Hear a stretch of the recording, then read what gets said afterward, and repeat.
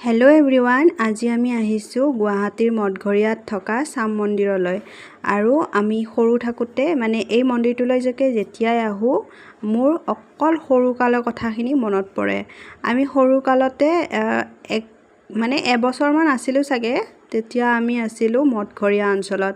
আৰু সন্ধিয়া হ'লে মাহঁতে ক'ৰবালৈ ফুৰাব নিওঁ বুলি ক'লে মা জেঠীহঁতৰ লগত আমি অকল এই চাম মন্দিৰটোলৈকে আহিছিলোঁ। আৰু জানেনে, এই চাম মন্দিৰটো যে অকণমানো সলনি হোৱা নাই।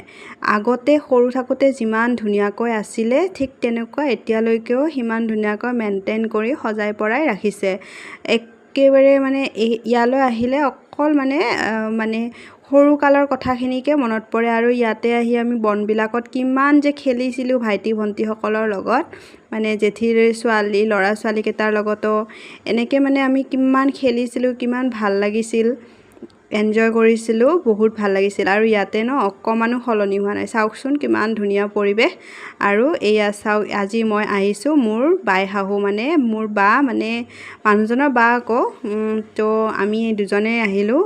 বা আহিছিলে মোৰ ৰুমলৈ। বাৰ ক'ৰবালৈ ফুৰিব যাওঁ মনটো কৰি আছিলে। আকৌ ভিনদেউ একেবাৰে ফুৰাবলৈ নিবলৈ বেয়া পায়। তাৰপিছত ভিনদেউ আৰু মোৰ মানুহজনক একেলগে ঘৰত থৈ আমি দুজনে বোলো তোমালোকে থাকা, আমি আহোঁ। আৰু ইয়ালৈকে আহিছোঁ। চাওকচোন কিমান ধুনীয়াকৈ জোতা চেণ্ডেল ৰখাও জেগা আছে। আৰু ইয়াতে ধুনীয়াকৈ বনবিলাক আছে।